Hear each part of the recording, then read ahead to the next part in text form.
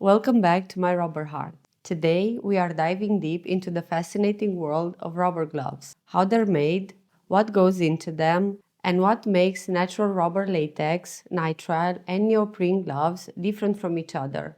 There's a lot more to glove production than just dipping a mold into latex. So let's break it down, starting from the raw materials all the way to the final product. Let's start with natural rubber latex, which comes straight from the Hevea brasiliensis tree.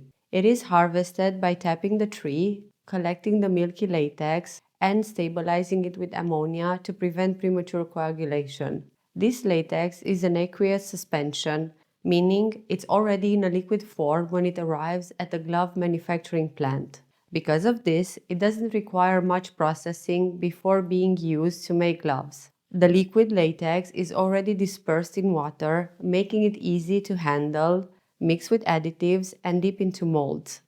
But not all rubber gloves are made from natural latex. Nitrile and neoprene gloves come from synthetic latex, and these materials don't come from trees. Instead, they are produced through emulsion polymerization, a process where the building blocks of the polymer, monomers like butadiene and acrylonitrile for nitrile or chloroprene for neoprene, are reacted in water with emulsifiers and stabilizers. The result is a synthetic latex that behaves a lot like natural latex but has different properties, such as better resistance to oils and chemicals. One key difference between natural rubber latex and its synthetic counterparts is how they are prepared for glove production. Since natural latex is already a water-based suspension, it requires minimal adjustment before it's ready for dipping.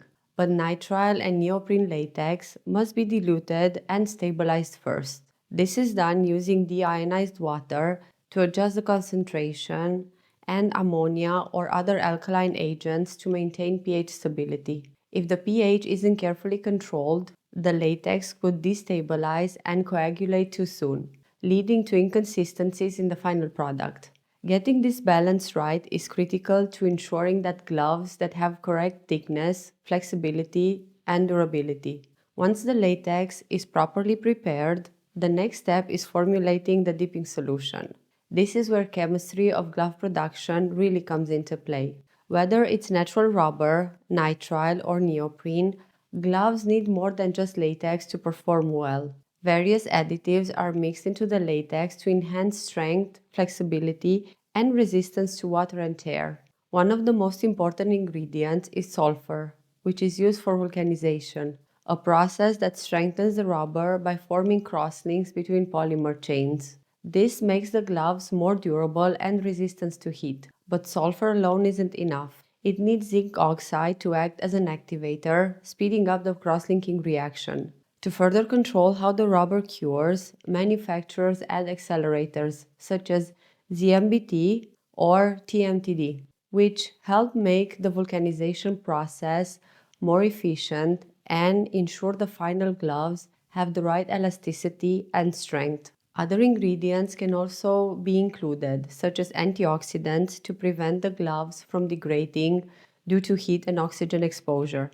If the gloves need to be colored, pigments or dyes are added at this stage as well. For example, titanium dioxide is used to make white gloves, while phthalocyanine, blue or green is used for colored versions. But not everything has to be in the formulation. In the past, powdered gloves were common, with cornstarch used to prevent them from sticking together. However, due to allergy concerns and regulatory bans, most modern gloves are now powder-free. Instead, they go through a chlorination or polymer coating process to ensure they don't stick together when packaged. With the formulation ready, the next step is the actual manufacturing process. This starts with coagulant dipping, where clean ceramic hand-shaped molds are dipped into a coagulant solution, typically made of calcium nitrate. This coagulant helps the latex gel upon contact, forming a uniform film around the mold. Next comes the latex dipping process, where the coagulant-coated molds are dipped into the prepared natural, nitrile, or neoprene latex mixture. The thickness of the glove can be controlled by adjusting the dipping speed and withdrawal rate. A slower dip results in a thicker glove, while a faster dip creates a thinner one. After dipping, the gloves need to dry and partially cure before further processing. The formers pass through an oven at around 80–90 degrees Celsius, which helps evaporate excess water and begins the vulcanization process. But drying alone isn't enough. The gloves then go through a leaching process where they are soaked in hot water to remove excess chemicals and proteins, reducing the risk of skin irritation or allergic reactions. Now comes the final curing step, vulcanization.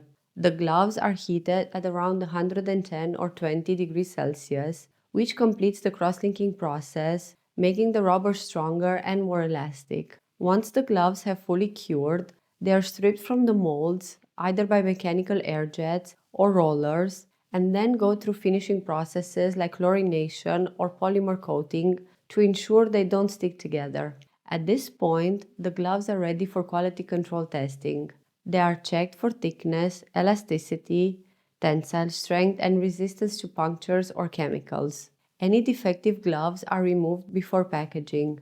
Depending on the application, gloves might go through additional testing, such as sterility testing for medical gloves. The final packaged gloves are then distributed for use in medical, industrial, food handling, and chemical protection applications. Each type of glove offering unique properties suited to its intended use. Natural rubber gloves, for example, are known for their high elasticity and comfort, but can trigger latex allergies. Nitrile gloves are more resistant to oil, chemicals, and punctures, making them ideal for industrial and medical settings. Neoprene gloves provide excellent chemical resistance, especially against acids and solvents, making them a go-to choice for laboratories and hazardous environments. And that's the full story behind rubber gloves, from raw materials to final product, covering natural latex, nitrile, and neoprene, how they are prepared and how they are formulated, and how they are processed. Every step is carefully designed to ensure gloves provide the best protection and durability possible.